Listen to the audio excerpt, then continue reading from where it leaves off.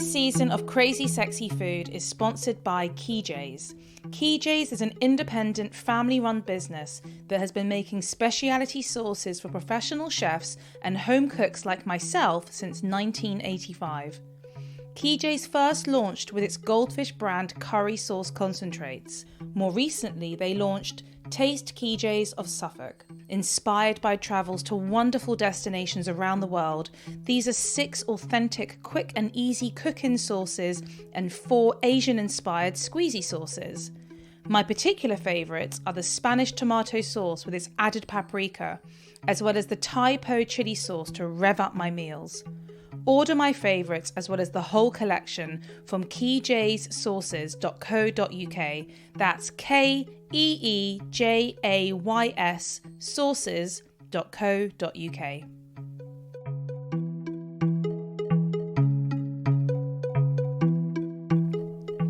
Hello and welcome to Crazy Sexy Food. I'm your host, Hannah Harley-Young. I'm interested not only in food, but the people behind the food and the stories behind the people.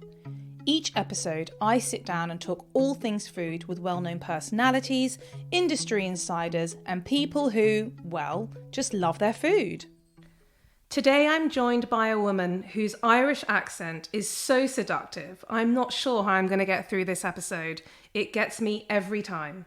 Amanda Byram is a TV presenter, former model, and the newly published author of the brilliant book, The Switch. Best known for presenting Total Wipeout and the Irish version of Dancing with the Stars, Amanda also spent 10 years in America fronting shows viewed by millions.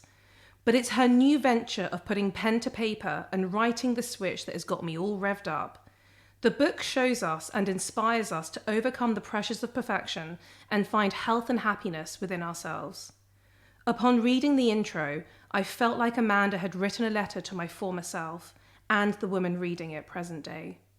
The extreme pressures, downplaying, and pain we put ourselves through is damaging, and Amanda perfectly explains and investigates this in a multifaceted approach through memoirs, scientific-based evidence, inspiration, and brilliant tips.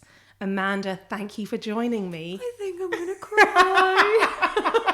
This is your life. This is da-da-da-da, or however that music goes. Oh, thank you. That was from the heart. I have to say, because a part of the book I talk about compliments and taking them well. So thank you so much for those beautiful words. I'm going to be bringing up that compliment section in a bit because that's a big topic for me. It really is. I have to ask you, how are you? I'm really good. Yeah? I am. I'm touching all the wood around me because I'm really genuinely grateful that I am okay, given the hardship and the pain and anguish and loss of life that we've all seen over the last... Gosh, it's been almost a year now, I think. I believe today it was recorded that we were on day 200 of lockdown. That's incredible. Yeah. It's incredible. I mean, I think a part of it is also it's mind-blowing how we have adapted. And I think that's a huge, beautiful part of human nature, isn't it? That we adapt. We have to accept and we have to adapt and we have to move on.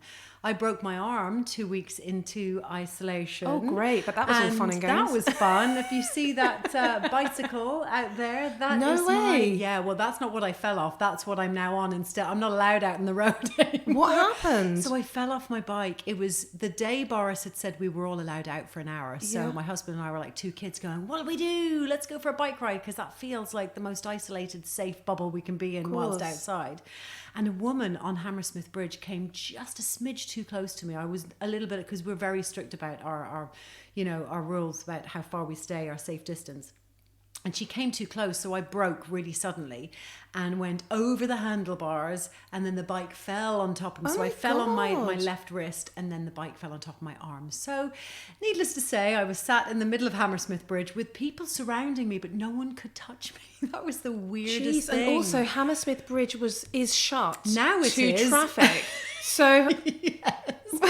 Well, now it's shut to foot traffic as well. Oh, It's great. that- Okay, I know. lovely. Wonderful. Yeah. Oh my God, I didn't realise that. I'm sorry to Yes. hear. But look, you know what? Actually, it taught me a very, very valuable lesson, because I went into lockdown thinking, okay, I can do this. I can figure out my routine and do my thing. And then that happened. And I thought, oh, and it really made me realize, look, if this is the least of my worries, then I'm a lucky girl. And then you accept it, you adapt it. And so then I put the bike on stabilizers out the back. We won't be touching that for a while. And during this time, obviously during the few months of that dreaded C word, what have you been eating, craving? Is there been things that you've been overeating? Like what's the sort of food element been like for you? What's really interesting is we sit in front of a plethora Oh, of yeah. treats that I've made for you, and we're talking about food, salivating. What is really interesting is that I've been asked the question, you live such a healthy, well-being lifestyle. What do you do to take a break? Or what do you do to treat yourself?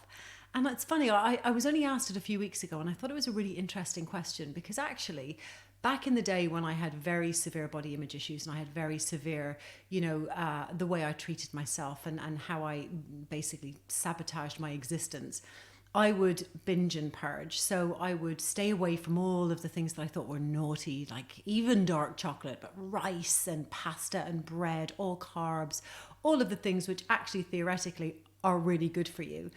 And so I was in this binge purge cycle. So I would sort of gorge on the things that I thought were good foods or but would make me fat. And then I would stay away from them and I'd go on a juice fast for a week. And so this sort of metabolic crazy yo-yo system that was going on in my body, it took me nearly 3 decades to get out of that. Now I can safely say that I eat everything in balance. And weirdly, I do eat very many things that are technically on the naughty list. But my body sort of goes, I could take it or leave it. So actually lockdown was really interesting because, we were just eating normal foods. And people were saying to me, I'm really struggling. I want to eat chocolate all day. I want to eat crisps all day. And I thought, well, this is probably because these are the foods you deny yourself a lot of. And therefore now you're in this bubble. You think, well, I'm just going to have the naughty stuff all day, every day and drown in my sorrows.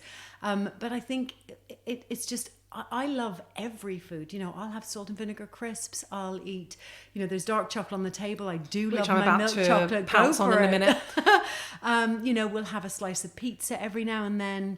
I would have a whole pizza. My body just goes, a slice is enough. Yeah. But if that had been me 10 years ago, I would have eaten 4 pizzas and then felt really shameful, really guilty, really fearful about what I'd done. And then I'd purge, and then I'd get up at 6 a.m. and I'd go training to make sure I trained it off. And, all this kind of really unrealistic metabolic failure that I was giving my body, and that so many women do. And men. I mean, I'm sort of sitting here like staring intently at you because you've, and I'm happy to kind of divulge this side of me, but I do think I am a little bit that person. I don't deny myself food, but it's this guilt. It's this word guilt that is associated with food or certain food in general.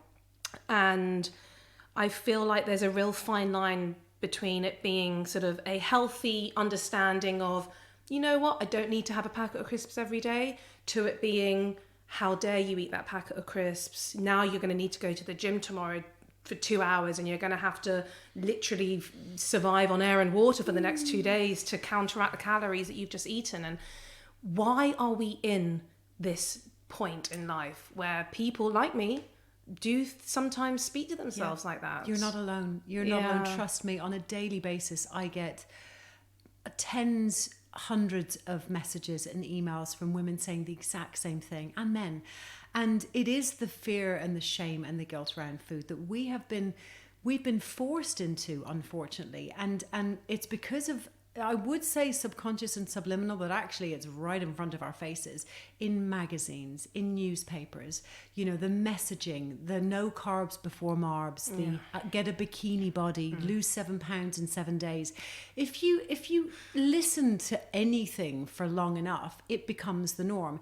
Airbrushed magazines. Look, I was in the modelling industry for a very long time and I was airbrushed. So a part of the book was actually to atone for those mistakes, that I had been a part of this, this narrative narrative, this very negative narrative, that even though we are working towards changing, it's still got a very long way to go. And social media now just popped up its ugly head, and it's sort of flying the flag for very much the positive message in certain areas, but the negative message in so many other areas.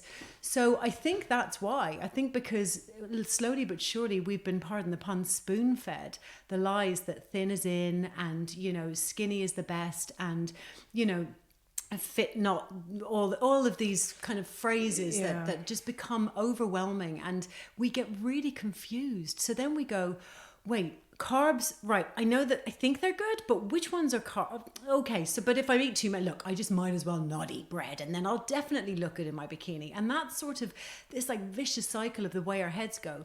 So for me, my switch moment was very much about the education. So I educated myself about the relationship between mind and body. That was key, because unless you have a happy mind, you cannot have a happy body. No matter how many times you go to the gym or how few calories you eat or whatever, if your mind isn't in place, then nothing else will fall into place ever. And that is the end. I truly believe that diets do not work unless you are given a diet by a medical doctor and they say that you specifically have to do a certain diet for reasons, because diets by their very nature, you know, the word diet is the food that we eat on a daily basis, which how gorgeous is that? The food that we eat on a daily basis to fuel our body, to nourish our body, you know, sitting around at a family dinner and, you know, being convivial and enjoying your food without thinking about what you're putting in your mouth. How lovely. That was a thing, you know, it's probably a thing around the campfire. You've literally made it sound so romantic. I'm like sitting here and I'm like swaying with you. I know, and it is, you know, but somewhere along the line we've demonized food and we've demonized the word diet. So now we hear the word diet and we do one of two things. We sort of our chest lurch in sort of pain at the notion that I know I have to go on this deprivation diet, you know, to oh, I need to know this because I have a wedding coming or I have a reunion coming up. So there's a very fine line between the two. A diet is something you have, it's not something you do. And until we realize that, we're in very big danger of passing on our insecurities and our fear and our shame and our guilt to the next generation and the generation after that. And studies have shown that 45-year-old women are just as likely to pass on their insecurities about their body as to their 19-year-olds as they are to have them themselves. And other studies have said that teenage girls have admitted that it's their mothers who passed it's learned these behavior, on to them. It's isn't learned it? behavior, absolutely. And so if you think about it, let's go back to the campfire. Let's go back to our sapient greats. You know, I'm pretty sure they didn't think about, oh, I mustn't have the sap from this tree because it's a little bit too sugary, or maybe I'll have a little bit more of that buffalo this evening because actually protein diets really, it just wasn't it wasn't a in thing. their dialogue. Of course not. It just, and so we've evolved into, you know, yes, of course, now we understand a lot more about how our bodies work. We understand what food is, and it's no secret that there are some foods that are really bad for us. You think about trans fats and saturated fats, certain saturated fats in bulk are not great for you. But it's the knowledge, it's the understanding. We just need to educate ourselves. And once we educate ourselves, you know, the defining moment for me, I remember it vividly. So when I started studying nutrition and I came to the chapter about carbs, and I opened the page and there was this diagram about the ATP system. And it was the explanation that a carb, and it gets broken down and it goes into these, you know, these particles and these molecules, and then it gets sort of this whole system. And the ATP, so I won't get into the science of it, but it sparks energy. And without that, we cannot exist. We literally cannot survive. I did the protein phase of Atkins for 3 years. 3 years. Did you? How I came out the other side without, you know, literally being frail as anything. And I over-exercised while I was doing it. So, you know, it's education, it's understanding. Now I love my carbs. I eat them and I enjoy them, and I never feel shame about them. I wake up the next morning and I can't even remember what I had for dinner. The days that I can remember where I would wake up in the morning and the first thought that would come into my head was, oh, crap. I had all that stuff last night, right? Okay, what are we going to do? And so then I would stress about working out. And the stress of working out was actually raising my cortisol levels. And I was seeing this, this little gut was forming. I'm thinking, but I'm going to the gym every day without fail. Why have I got this little gut? Amanda, I'm literally sitting here and everything that you're saying, I am actually like your perfect customer. Let's just call it that for a second, because I literally feel like you have come into my brain and you've just found all these little pockets of conversations that I have with myself. Absolutely. And a few things I just wanted to touch on, for example, with the carbs. So, yeah, we've all been programmed to think that, carbs will make you bloated, or, you can't lose weight if you're eating carbs. I ran the London Marathon last year. That was the biggest, Wow. the biggest achievement of my life to date, and probably ever. And I took it very seriously. Yeah. I stopped drinking for 5 months. I trained for 5 months. I had all my plans. Whatever you want to call it. I'm not a natural runner. I'm not built as a natural long distance runner, but I needed to do it. I did it for charity anyway, blah, blah, blah. And as the distances started to increase weekly, I knew that my diet had to fall in line with that. Absolutely. And suddenly I was having to start to eat more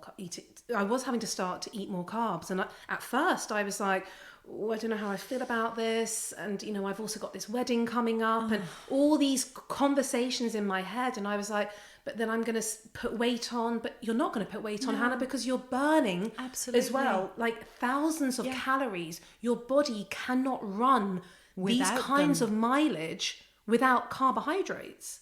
And so I did, we love carbs. So I did a few tests, which rightly or wrongly, and a couple sort of smaller runs, I would sort of run without the carbs, and some of them I would run with the carbs. And the difference I bet. was beyond. And the thing is as well, I'm so happy to hear you say that you came through that and you physically saw the physiological effects of not having carbs. It's really basic. I mean, it's a basic function of life, and we're so blessed to be able to go to the local grocery store and buy the nice quality foods that they have on offer. They didn't have that, in the kind of the Stone Age times, did they? So, I think there's so many things I could say about all of this, and the biggest thing you have to take from this is that feeling of shame, that feeling of, am I going to gain weight if I eat this? It's a pre-programmed idea, and the after effects are unfortunately visible, because when you yo-yo diet, your metabolism gets completely screwed up. So what we've done is we've joined the diet club, we've done the this, the that, so we've sort of successfully lost weight, then we sort of lose our energy, then we want to eat again, then we crave things, then we eat a little bit more, and then we gain weight naturally. It's kind of, it's science. Then we gain the weight and we go, oh, I knew it, I told you food was going to make me fat. So then we go back to square one again, and we keep on going. You do this enough times, your metabolism gets so screwed up that it doesn't know the difference. And all it's going to do is, the minute you have that beautiful sourdough with that lovely quarter of an avocado and that gorgeous boiled egg with a little bit of olive oil and some black sesame seeds, your body, right? I mean, I have that every day now. If I'd had that once in a year in my troubled days, I would have been so, what have I done? You have that, and your body goes, these beautiful nutrients, but I am very smart. I know that Hannah and Amanda are crazy. I know that they are probably going to go loco and starve me next week. So you know what I'm going to do? I'm going to take these calories, I'm going to take these nutrients, I'm going to store them as fat so that they are in a backup reserve for when that crazy biatch doesn't eat her bread or rice or pasta. So true. And that's why we gain weight, because our bodies are brilliant. Because they're trying to save us from killing ourselves. And literally, that is what we're doing when we're depriving ourselves of entire food groups. We are killing ourselves. So I always say to women, because they say, but at what stage do you get past that? And do you stop gaining the weight? And again, that's a loaded question, because it shouldn't matter. Yeah. And you will probably gain a little bit of weight. No one's watching. No one cares. No one notices. You just look at your body and go, I'm so sorry for all the pain and the anguish I put you through. We're going to gain a little bit of weight, possibly. That's okay, because you're amazing and it's irrelevant. And then your body settles and the dust settles and you become the shape and the size you were meant to be. And that is happy, balanced. That could be a size 0, it could be a size 22, whatever your body needs to be for your metabolism and for how you are, that is what it will settle into. And that's the key. Mic drop. I mean, one question it does raise for me is, who the hell is writing and distributing this message that certain things are bad for you? Or like, you know, for example, the diet industry. You know, like, for example, fats are really bad for you. If you eat fat, you become fat. Well, that's a big fat lie, because actually, when I saw a nutritionist a couple of years ago to do with some stomach issues that I've spoken to you about, you know, gut health and all that sort of stuff. And actually, not the diet she put me on, but the tips she gave me and things to increase, you know, in my meals were all the good fats. Of course. And I said to her, oh no, but I shouldn't be eating that much avocado. And I'm scared about eating nuts because nuts are really fattening. And she's like, please don't tell me how to do my job, right? So I did what she said, and I actually lost weight. I would imagine when I increased my fat intake, because dietary fat is not the same as body fat. It is a completely different fat. So by the time you eat those fats, they assimilate. They go in an avocado and then they do the most magical job. They satiate you, so they fill you for longer because they're higher in calories. You know, they're great for your cell, for the structure of your cell. Oh God, it's just listening to it, I get so excited but also so upset thinking about, you know, this misnomer, this misinformation that we have been fed, again, I'll say it, pardon the pun, by the diet industry, because they make billions and billions on the lies that they sell us, that we believe. And we put our hands into our kind of dietary pockets every single day, and we fork out that money for that high protein bar or that low fat yogurt or that fat free something or other. And, you know, very often labels, don't even get me started on labels. God, that's a whole different ball game. Because if you look at a high protein bar, the chances are it's got more sugar in it than protein. But the fact that they can say high protein, it's a buzzword. And so you just need, because people don't have time to look at the whole label. They're going to trust the person who made it because I'm paying the money. They'd be nice to me. They wouldn't lie to me, would they? Unfortunately, they do. And they lie every day. Consumerism is big business. And if you think about that trip to the supermarket, billions have been spent on psychological tests to understand, what do you put at the front of the door, what do you put in the middle of the store, and what do you put at the end. It is absolutely no coincidence that there are breads, croissants, bakery, all the sweetie, beautiful smelling stuff at the front. So your juices are flowing. That activates your brain into hunger mode. Then you go into the supermarket. Now you're a little bit confused because now you've got a couple of sort of these things that, I don't know, should I have this? Should I have the croissant? Should I have the jam donut? Maybe not. Now I'm going to go for the low fat stuff in the middle. And then you get to the checkout and it's all of the chocolate. I have a huge issue with this. Yeah. Huge. Yeah, but I've actually been known to put pre-planned. photos up on my social media being like, shame on you, X, Y, and Z supermarkets. How dare you do that? Yeah. Why don't you put a few pieces of fruit or something else or some nuts? Exactly. Why have I got to pick up the cookies and the donuts? And because it's a money-making scam, and we're buying into it. You look at the idea of going to the movies. So you're there and you get to the cash register. Yeah. It is also no coincidence that the cash register is right beside the sweets, right? Because that's where they make their money. They don't make their money on the movie. They make their money on the confectionery. So again, it's big business. And I'm sorry, but I don't want to pay the pockets of the people who, I say in the book, have their mansions in the Hamptons. Do you? No. I mean, I'm going to keep that money and I'm going to invest it into my health instead. There's so many beautiful foods that you can get, once you're educated about the right carbs and the right fats and the right proteins, and the fear of food has got to stop. okay, we need to be educated, like I say, about the wrong foods. And again, you know, we can't call them naughty foods. We can't call the nice things guilty pleasures. Like anything, these negative connotations, you know, a pleasure is a pleasure, the end. If I want to go and have a bag of salt and vinegar crisps this weekend, I'm going to have it. It's a pleasure. And then, you know, whatever. I don't have them every day. It's something that I give myself because I fancied it. Why not? But I know that I'm not going to want it the next day. It's not a guilty pleasure. It's a pleasure. I feel like we should have met each other so long ago because you've now mentioned salt and vinegar crisps twice in this chat already. And wait till the end of this little conversation because you'll see why it means so much to me. You keep talking about crisps. I want to just take it back a little bit because, you know, this is obviously a really serious passion and just love for education, educating yourself, educating us, educating others. Talk to me about your childhood in Ireland. Was food important in your growing up years? You know, what was going on around the kitchen table? I had a great childhood. You know, my dad's Iranian, so my grandmother. What? Yeah, my mum's Iranian. Stop. Are you joking? We literally are sisters. Wait, we need to speak to our mothers about this. I have been looking at you this whole time thinking, I mean, not that Irish people have a certain look, but you do have a very like Mediterranean look about you. My father's Iranian, my mum is Irish. Yeah. And I married an Iranian. Oh, you're kidding me. This is just getting better. This was not planned, everybody. No, it was not.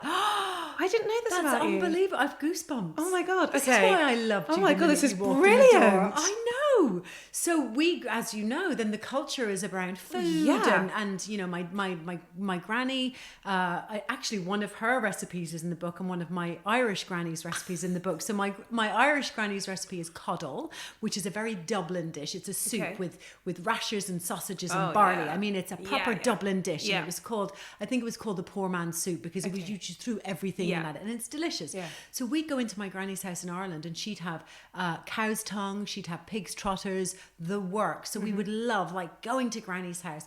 And then my granny in Iran, she, you know, had the most amazing curries that she passed down to my mum, and my mum would make these beautiful chicken curry, prawn curry, dal, just the works on the table every Sunday. How did your dad get to Ireland? He was in the Merchant Navy, so he sort of had travelled the world, sailed the world, and then met my mum in England. And I know. I'm just sitting here like with my mouth open. And so they met, fell in love, and then mum was like, I'm homesick, I want to go back to Ireland. And so that's where we were brought up. So yeah, it's I had an amazing childhood, really incredible. My issues with food started when I was about 15. And I remember vividly a friend and I sitting in my bedroom, peach, cool bedroom with a AHA poster. Oh yeah. And I had, I don't know if you know, you're probably too young, but when cycling shorts were fashionable. I mean, they've made a comeback, Amanda. I really don't want to talk about it. It's intense. I don't know that they were ever fashionable, but hey, they're very fashionable. They're very now. fashionable. And the Pepe Method jeans, Pepe jeans. So I had a Pepe Method t-shirt and these cycling shorts, and both of us were dressed in the same thing. And she made this really a genuinely innocent quip and said, "Oh, look at the way your fat sort of comes out the end of your cycling shorts, because you know they kind of cut you off." Oh my God! And I remember specifically thinking, and it was literally like a light bulb that went off in my head. It was a switch, and that's why the switch is sort of the switch back now. And I remember just thinking, how do we fix this? How do I get around this? And it was the same time as the supermodels were making the big entrance onto the stage. It was the same time as yo-yo dieting started. It was the same time as Slim Fast shakes started, of which I lived on for a year. 3 Slim Fasts a day with a bag of popcorn. And then I just started to want to take control, because I don't know, maybe it was that quit, maybe I don't know. It could have been a huge accumulation of very, very many things. And very, very quickly, a very, very dysfunctional relationship with food began. And, you know, people have said to me, was it an eating disorder? Actually, it was disordered eating. And this is really important, because there are fine lines between them, trust me. But disordered eating, if you were to ask a lot of, we asked 100 women, I guarantee you the answer would be predominantly yes. Do you feel fear and shame and guilt around food? Do you avoid entire food groups? Do you deprive yourself of food and then binge and purge on it?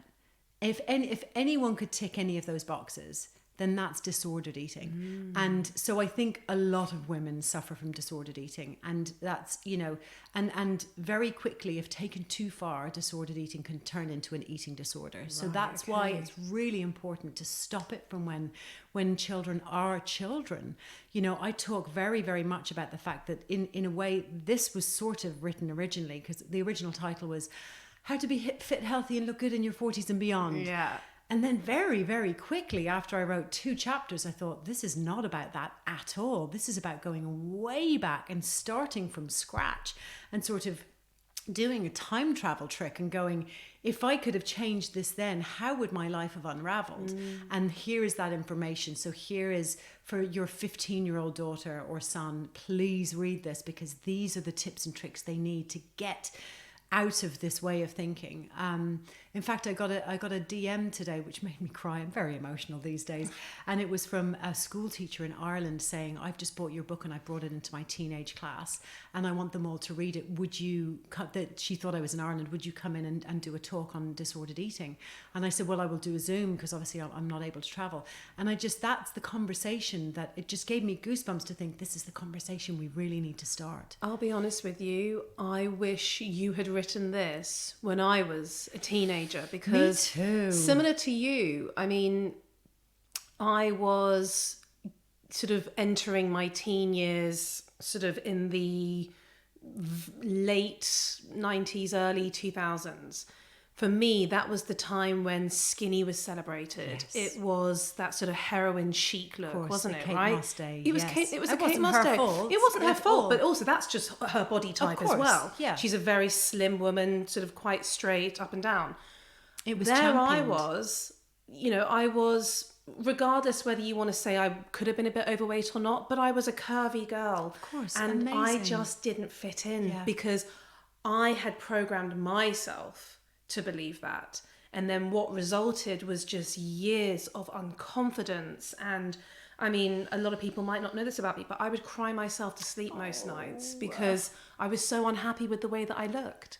And if this kind of dialogue could be brought to schools, because trust me, we all know these all girls schools, right? Oh, yeah. They're a tough little Absolutely. place to play around in, especially right? with social media. Honestly, I couldn't even imagine growing up in the social media age now. Oh, I genuinely cannot. I just honestly don't know if I would have got through it. It really scares me, and it's another reason I really wanted to get the book out. What I wanted to say to you was, first of all, I wish I could hug that teenager. Oh, me too. Second of all, a really powerful trick whenever you feel vulnerable and you feel like that inner voice is starting to sit on your ear and starting to chatter, that mental chatter. I call mine my sock puppet.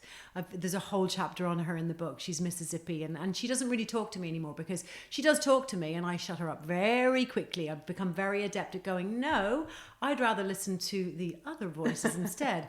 I'm awesome.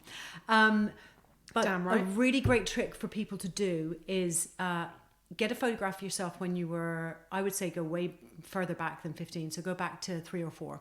Oh, wow. A photograph, and stare at that picture, and now close your eyes and imagine yourself hugging that child and apologize to her and say, oh my God, I'm so sorry for all this crap I put you through, for the damage I've done to your body, for the deprivation I've given you, for all of the emotional turmoil, I'm so sorry, because she is you. She is literally you. We are still that same. We just physically grew up. It's the same brain, the same eyes, the same thought process, just growing, just learning. And as she was learning, we went and kept tripping her up and saying, nope, you're a piece of crap. You're this, you're that. You're not good enough. You're not thin enough. You're not cool enough. You're not one of the cool gang. So, you know, that inner voice is key. Switching the narrative about everything in our lives. We are awesome. We're brilliant. We're fantastic, all of us. And we're only going to believe that when we tell ourselves that. Something I feel like you're touching on in this little bit that you're talking about is something called NLP as well. Yes. Now, that is neuro-linguistic programming. Yes. And I was introduced to that at the body camp, which we spoke about just before we started recording. For people that might not know about NLP, explain what it is, how it works, and why we should probably all be doing this? Is it? So- Do you do it? You do it. You practice it. You practice Yes, you practice it. So neuro is the brain, linguistics is language, and programming is programming. So you program the way that your brain speaks. And if you think about the day you were born, you came into the world, you couldn't speak, you learned to speak, right?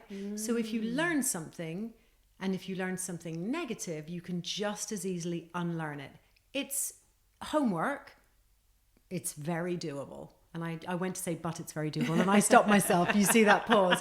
And the reason why is because the word but is one of the things that can potentially be a negative word. So, Hannah, I love your podcast, but all of a sudden, everything I just said, I've negated, right? So if you... I'm getting shivers because I do this a lot. It's now that I've said it, right. watch yourself in company and my listen God. to yourself. Okay. And over time, it's fine. Over time, again, it's not a problem. We all do it. I still do it. I just have to remind myself not to do it. And our brain has something called brain plasticity, neuroplasticity. And if you do something for a 21-day minimum period, after that, it becomes normal. It becomes natural. So it's habit forming. Habit forming happens within 21 days. So things such as I have friends who will say, "Oh, I'm such a self-loather," or "I was just born like that," or "It's too late for me," or "No turning back now," or "I'm such a negative person," or "I'm so clumsy, I'm such an idiot." How many thoughts do we have a day? 70-odd thousand. How many of those do you drop something and go, "Oh, you're such an idiot"? If you say that enough times, you're going to think you're an idiot. If you say you're fat enough times, you're going to think you're fat. If you say you're worthless enough times, you're going to think you're worthless.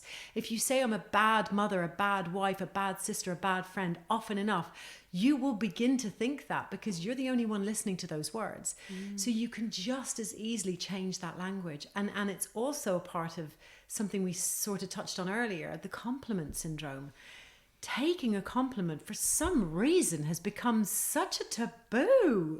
I'm going to put my hand up a second and say that I categorically do not know how to take a compliment. Okay. I am the person that you write about. Okay, Hannah, let's test this. Hannah, you are absolutely beautiful in every single way, from top to bottom, inside out. Your soul is beautiful.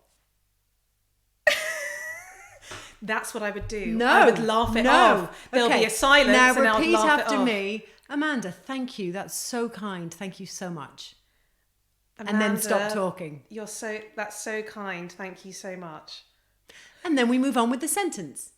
Okay. Can I just... So you don't sound like a dick. You don't sound like you're full of yourself. What you're doing is you're telling me that I've actually correctly given you a compliment, and you're thanking me for taking the time to go out of my way to say you're wonderful and you're gorgeous and you're brilliant.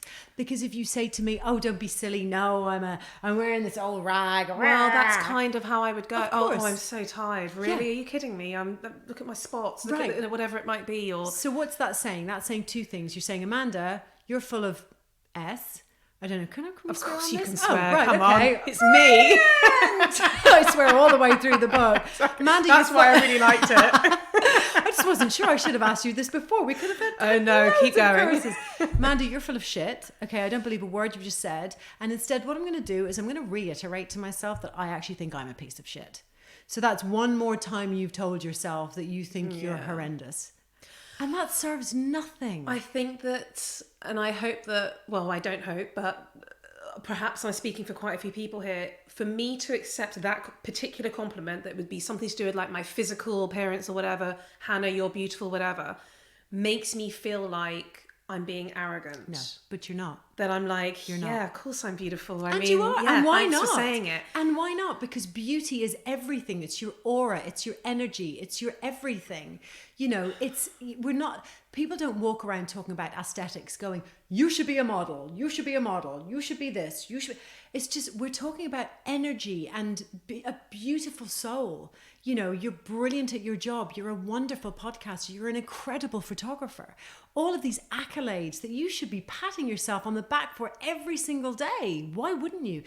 As a little girl, didn't your parents say, you're amazing. You're brilliant. You've just come down that slide the best. Look how big your poo-poo is. Yay! And all of a sudden... They still do.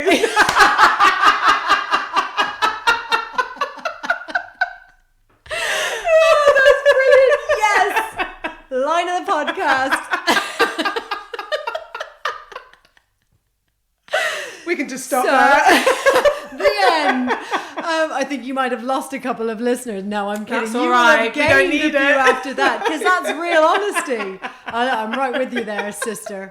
Healthy eating means everything. I love it. So then all of a sudden we got to our teenage years, right? And then exactly what I was talking about. You listen to your friends' voices saying your fat's popping out of your cycling shorts, or you go to school and nowadays it's social media. Oh, I don't like your nose, or I don't like your face, or I don't like your shoes, or you're not cool enough. And all of these things that they get bombarded with. Then you get into your 20s and you get into the big bad world and you go to work. And then at work, you're told you didn't hit that deadline. You didn't get that budget. You didn't, you shoulda. So then you're thinking, am I crap at my job as well? Then you get into your 30s and relationships and your 40s. And all of a sudden, you stop when you hit a wall. And that's exactly what I did. I stopped. As I was approaching 40, I thought, shit, I am exhausted. I'm so tired of dieting. I'm so tired of self-sabotaging. I'm exhausted of trying to be this, to be that.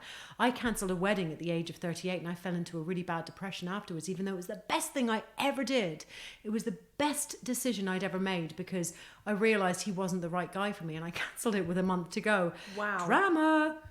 But I know now that the depression was because I thought that I had failed and everyone else was married. Everyone else had children. Why didn't I? What's wrong with me? And suddenly I soon realized into my journey of self kind of help that, you know, nothing is perfect and that expectations are bullshit. There's no such thing. And you're only going to be happy when you ditch those expectations of what people think you should be. You know, I talk also about the multi-perfectionism dimension scale. Oh, this is amazing. And I was, when I researched this, I was pretty shocked. So there are 3 types of perfectionism. There's self-oriented, there's other-oriented, and there's socially prescribed. Self-oriented is, I feel the pressure to be perfect. I need to get the job. I need to get the exam. I need to get an A. I need to look the best. I'm putting this pressure on me. I did that for 2 decades, right? Throughout modeling, throughout my career, you know, I thought that I had to be the best at everything. Other oriented is when you expect everybody else around you to be perfect. So you're doing your job. Why can't that taxi driver get me on time? You had one job, mister, one fucking job. Well, actually, does he just have one job? He's probably got a million things to do. He might have lost someone that day. He might have had a gazillion things on his mind. So rather than put that pressure outwardly on other people, because that's really destructive in social situations, in job situations, I've been there. I've been there when I've worked for 3 weeks on a script and on the night the auto cue guy didn't do his job properly and I looked like a tit. And I'm going, why did I? And you know, I don't like confrontation, so I would have sort of done it through different channels or just like been angry with myself for not telling him. And then the other one, which is really prevalent today, which is socially prescribed, which is when we think that other people expect us to do certain things. So a teacher, a parent, a husband, and nowadays social media. And this is the specific one that is causing anxiety among young women and men. This is the one that's causing depression and the one that's actually leading to suicide. So perfectionism, while I touch on it on the cover of the book, it's very much the deep-rooted core for a lot of us without even knowing it. Because I've spoken to people and they've gone, I don't think I've ever wanted to be perfect. Actually, perfection is a big word and it's got very many layers. And the scientific study that was done by Banner and I forget the other guy's name, it's called the multidimensional perfectionism scale. It's multidimensional. It goes deep, deep down. So it's really key that if we see a little bit of this in ourselves, I do give tips on how we can kind of, you know, just release expectations. It's all fine. Explain the third facet. Socially prescribed. Yeah. So socially prescribed is when we think that others expect us to be perfect. Okay. So the first one is self-oriented. I expect me to be perfect and I want to get everything done. Yeah. when we think that other people want us to be perfect. So if I'm on social media, if I don't put Facetune, is that what they call it? If I don't put these filters, I have to be perfect because X, Y, and Z at school think that, I should be perfect. Right. Or my teacher, she thinks I'm supposed to be perfect. So, maybe I should strive to be perfect. Or, you grow up in a house where you've got helicopter parents and they think you should be a certain way. So I've got to try and be better and better and better, because if I'm not better, I'm going to really let them down. I don't want to let people down. I don't want to let my husband down. I don't want to let my parents down. I don't want to let my children down because they expect me to be perfect. But is that possibly you as an individual putting that pressure on yourself, assuming that Absolutely. they want this perfection, Absolutely. I say in inverted Absolutely. commas, Of from course you, it is. essentially. Of course it is, because Right. because we are the only people who can assume anything. Right. We and that's another thing I talk about is catastrophizing things. You can take a scenario where someone doesn't call you back and think, they literally hate me. They have taken me out of their phone. They have not texted me back for 2 weeks. I'm an asshole and they hate me because I'm a bad friend. Only to get a text saying, I'm so sorry, I've been out of the country. I dropped my phone in the toilet and I lost all my numbers. And you've done that for 2 weeks. You've gone, I'm an asshole. Why do they not love me? I feel like I'm having like a bit of a out of body experience because I think I might stop paying my therapist and maybe just have a chat with you once a week, because I'm actually having a really profound moment, because that is also me. Yeah. I am that person, and I know that a few of my friends are going to be listening to this and being like, "Told you so, Hannah." I have when been that when they person haven't too. messaged me for Yeah. a few days, and I go into total overdrive. I think that everyone hates me. I have been known to go through the thread being like, was it something I said then? Wait, but was it because I didn't call her back that time? What have I done? What's wrong with me? No one likes me. I'm the common denominator. Oh my God, I'm just going to run away from it all. I know I'm smiling. I'm smiling because I'm This shaking is my head profound. because it's absolutely, you've hit the nail on the head, and it's called catastrophizing. There is a name for it, and we all do it. I don't know whether to laugh or cry. There's going to be tears at some point. We all do it, and I did it for years. I self-sabotaged for years until I realized something very simple. To assume is to make an ass out of you and me, right? Yeah. And that phrase is so pertinent here because, you have no control. Even if they do think you're an asshole, so what? You have no control over what they think of you. What other people think of you is absolutely none of your business. And I mean that in the nicest possible way, because it on every level is none of our business. If you walk out of here today and go, Jesus Christ, she was a bit of a bore. I can't change that. I can't affect that. All I can do is do what I did today. And we had an amazing chat. And I have to be thrilled about that. If I hear then someone bad mouthing me about something, well, you know what? That's Twitter, that's social media, that's life. We have to just move away from that and focus on the things we can change and we can affect. So catastrophizing is huge. So the next time that happens, you just it's probably happening right now. Yeah. Someone probably is not going to respond to a message that I sent this morning. So this is very much live in action. So what you have to do is you have to think of all of the different things that they could possibly doing. Before you think of the negative one, think of all the positive ones. Think that they might have been having a bad day. Think that they might have been, drop their phone down the toilet. Think that actually they might have better things to do. The things that are on the top of their schedule that sometimes to you feels like it needs to be answered now, but to them it doesn't, and that's okay. And so what you're doing by catastrophizing again is you're building up these walls of self-flagellation, and you're reminding yourself that you're a bit of a tit, or even now you've just gone, that's me, that's my bad. Yeah. Well, no, it's not. You're human, and we all want to be liked. It's a human trait. We don't like not being liked. I don't even care when people say, A-list celebrities are sort of like taken down, and they say, well, I don't care what anybody thinks. I kind of think we all care. Absolutely. You just have to start caring less. Yeah. You have to start caring less about what other people think, because it doesn't affect your life. And you have to just think about what the people closest to you think, and mostly what you think, because that's the most important thing. And we sort of touched on this before we started recording. Sappers and zappers are also really key in this scenario.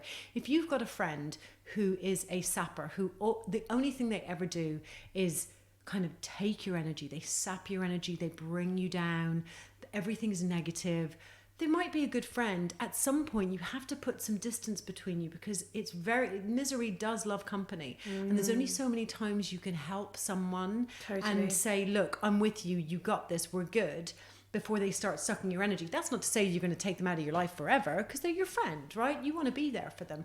It's just when it starts affecting your energy and your mental health, that's when you have to protect yourself and you have to take a step back. And when you're strong and ready again, you can step back in the arena. I mean, I just feel a bit speechless at the moment. Oh. What would be some of the sort of learned conditioning words or tips that you could give to somebody who, especially what we touched on with this catastrophizing? Yes. Did I say that right? Yes, okay. Brilliant. Like for someone like me, let's just use me as the sort of the puppet. What would you recommend? You reframe the narrative. You switch the narrative. So I'm a bad friend. I'm a really great friend. I'm just not entirely sure that I have met her expectations. That's not really something I can deal with. That's only something she can deal with. Okay.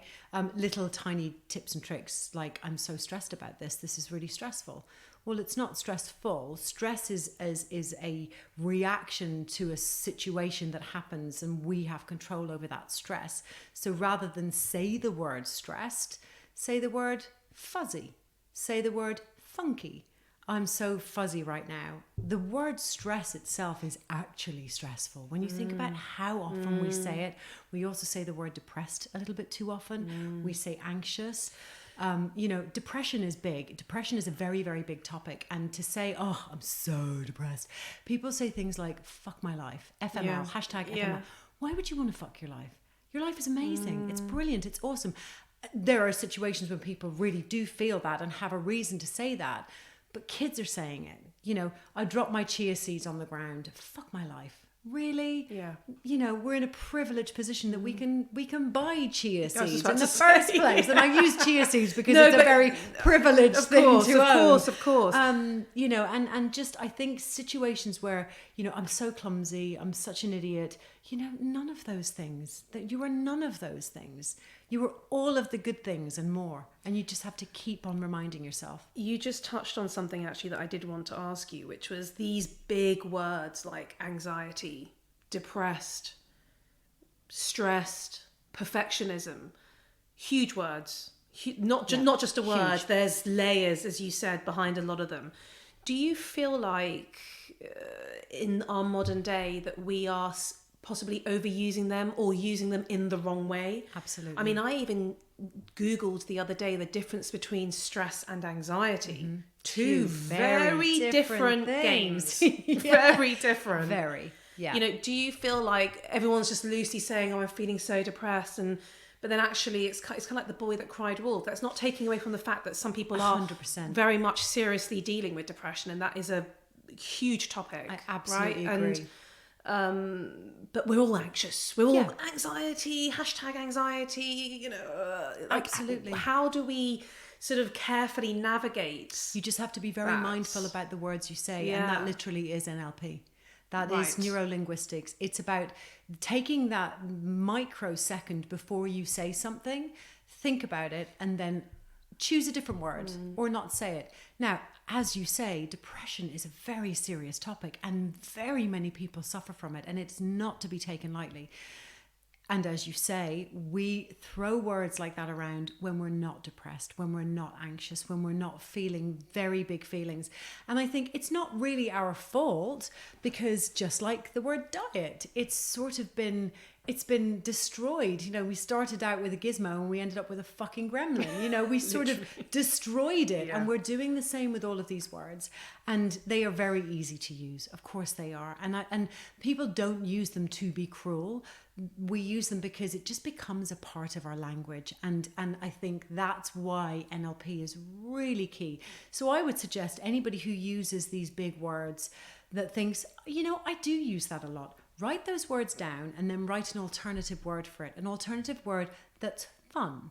You know, a word that's funny, a word that's light. Because as soon as you shine a light on something and make it a little bit more fun, all of a sudden you can kind of take a breath. And the power of linguistics is so deep. It's really powerful, and I don't think we realize just how powerful the words that come out of our mouth. You know, if you're thinking about an argument that you're having with someone and you're really heated and you're really angry and you'll say something, and now I've come to the point where I go, I don't want to say something I regret, so I'm going to stop. Because I used to sabotage relationships because I would say stuff on the spur of the moment and then go, Yeah, shouldn't have said that. Yeah. Once it's out there, it's out there. Yeah. I mean, there is no taking it back. And my husband is fantastic. So he studied psychology. So when we met, I was very much in this journey, and he'd already heard of NLP. He'd studied all of this stuff. And so it was almost like holding a mirror up to me. You know, he was like, well, you know, do you really want to say that?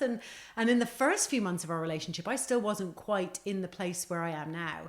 And I would self-sabotage a lot. So we'd have a discussion about something, like a debate, or, you know, we'd have a disagreement. And I go, so that's it then, yeah? So, okay, well, that was a nice relationship. Thanks, bye-bye. I would literally walk away. And I realized I used to do that all the time. Yeah. And only for he's, you know, really emotionally strong, and he'd studied psychology. He's got a degree in psychology. He would go, what? Whoa there, little lady. What you talking about? Let's just analyze this for a second. So that was really helpful for me to sort of understand, like almost literally, like I say, have someone hold a mirror up and go, you sure that this is the right way to deal with it? Can we just maybe think about something different? And I think the resounding key is not beating yourself up in any way, shape or form about anything. Being kinder to ourselves sounds a bit woo-woo, but actually it's so important. We're awesome. You know, there's a line I say in the front of the book.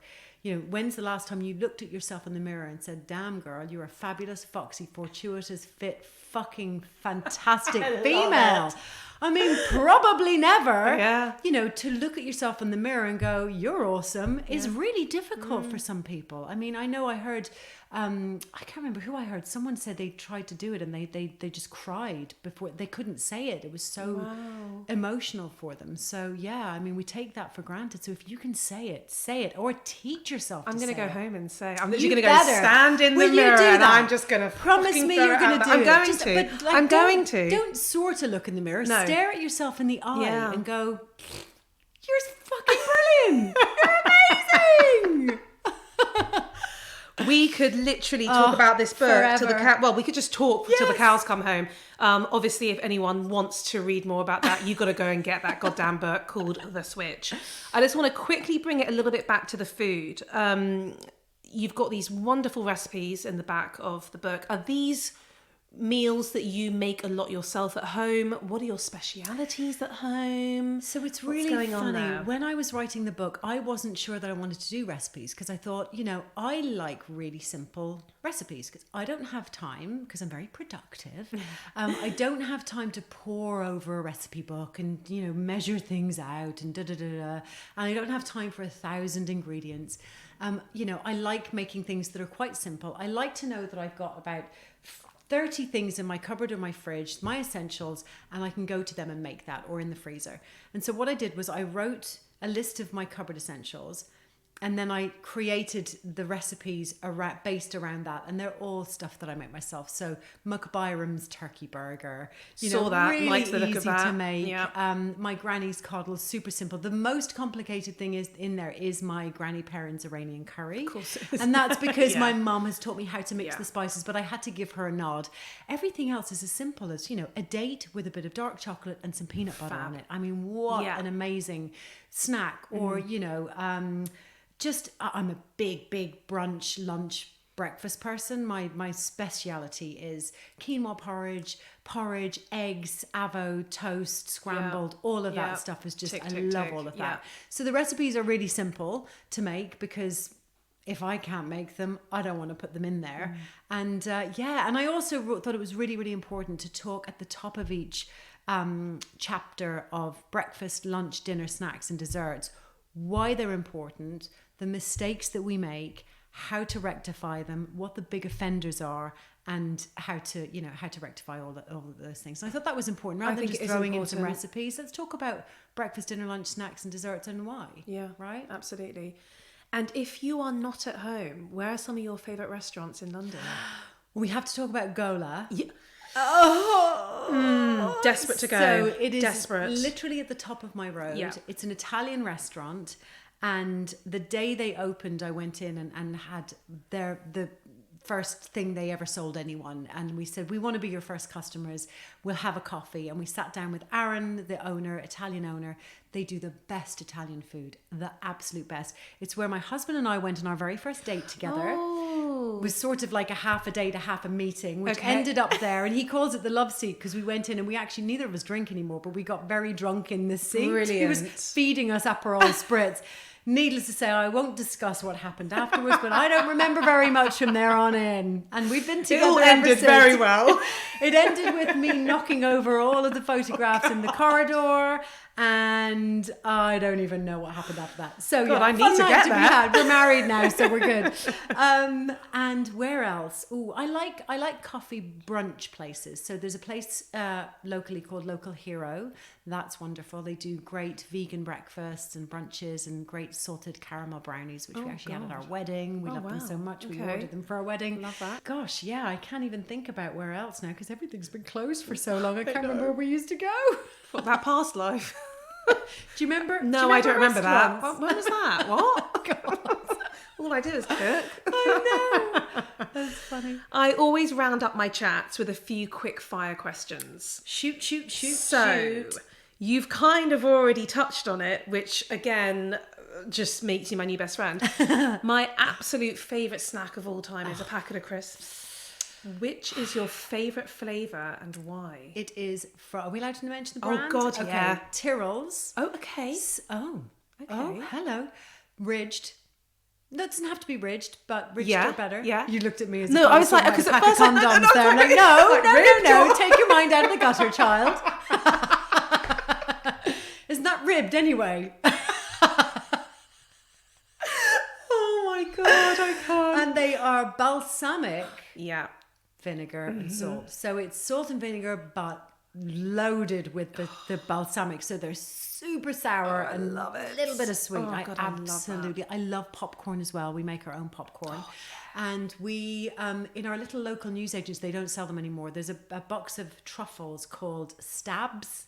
I mean, right, who okay. would call their chocolate Stabs? Yeah, okay. But they are divine. They sort of taste like the Bouja ones, which are equally amazing. God, I love those. And I love them because they are vegan, because dairy doesn't really agree with me. Yeah. But we throw those into the popcorn, so you kind of come across one every now and then. You've popped your popcorn. I've popped the corn, and then you're dropping and then drop in the truffles. So every so you now like and then that real sort of like salty yes. sweet Yes, combo. ma'am, I do. Okay, I'm going to be taking that tip home with me. What is the craziest food you've ever eaten? The craziest food, I would have to say, would be cow's tongue or pig's trotter that I touched on earlier. Do you know what, interestingly, I hope I'm not getting this wrong, but I think cow's tongue is a huge Iranian delicacy. Really? Yeah, because Leo, my husband, loves it. I think it's like a street food in Iran. You get cow tongue sandwich. Oh, honestly, I know this is going to... Some of your listeners are probably going to go, but it's really tasty. What's the consistency of it? It's like ham. Oh, okay, fine. It is a bit much softer than ham, so almost like ham that melts in your mouth. Okay. Now, interestingly, I don't really eat meat anymore. No, but that's okay. So, and I don't think I would eat cow's tongue for sure. I definitely don't eat red meat, environmental reasons. And also I lived in Argentina doing Total Wipeout, and I think I ate the entire population of their cattle while I lived out there. So they are meant to do the best steaks. They do the best. You know they what? Do if you were going to do it there. Absolutely. What has been your most memorable meal? Oh my gosh, this is a good one. Probably our wedding meal. Okay. We got married at the Mandarin Oriental in Hyde Park, which was Yes. just divine. And we had the smallest wedding anyone's ever had. So it was myself, my husband, Obs, his parents, his brother, my parents, and my sister. That was it. So I love it was that. gorgeous. So it was the loggia room. So you were kind of doing a lockdown wedding before lockdown Yeah, weddings before became lockdown famous. existed. That's right. We had a bubble of 8. We were a bubble of... No, we missed it by 2. Oh, And you were so friend ahead on of your Skype. time, though. My best friend was on Skype. If she'd been on Zoom, that would have been really locked down.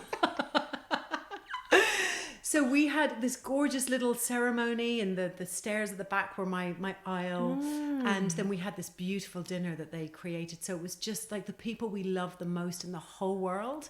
And then 25 friends came later. But that dinner was just so memorable because it was the first time my parents had met my in-laws as well. Wow. So it was a really, really gorgeous meal. And it was just, there was so much love in the room. It was brilliant. I have to say, for me, when people ask me about particular meals or food or even restaurants, for me it's not just the food on the table, it's the whole experience. Absolutely. It's who I'm with, where I am. It could even possibly be the service. Like it could literally be, it has to be all the components together. And that's something I think that we have absolutely lost. I think that we have, and sort of dipping back into what we were talking about earlier, we've demonized food so much that we've lost the art of eating. Yeah, and I think we need to relearn it again. Yeah, absolutely. What is your favourite food? Oh, It could be a cuisine. Oh, I do love Japanese. I love sushi. It's the one that excites me the most, and especially if you go to a really good sushi restaurant and they do really creative, actually sticks and sushi. Is really that was awesome. the first date I went on with my now husband. Oh, I which did one? again. I didn't. Did you go Wimbledon? Oh no. Yes. No, it's no. This is really that's weird. so bizarre. But I didn't realise I was on a date until halfway through, and I went downstairs to the And he toilet. kissed you. No, didn't kiss him for 2 months. He's going to hate me for saying that. I kind of knew his family, but we went for dinner, and halfway through, I sort of went down to the bathrooms go to the bathroom, and I'm washing my hands, and I look in the mirror, and I just had this moment. I looked at myself, and I thought, You were one fucking shit. Fabulous foxy female. That and as then well. you said, And then I said, Hannah, you're on a date. And I hadn't, again, now that I've seen you, this wouldn't have happened. But I was like, why haven't you put on any makeup tonight? Like, it was all a bit haphazard. And anyway. And that's exactly why I fell in love with you. Well, quite. Because you're Yeah. awesome. The end. Thank you. Literally.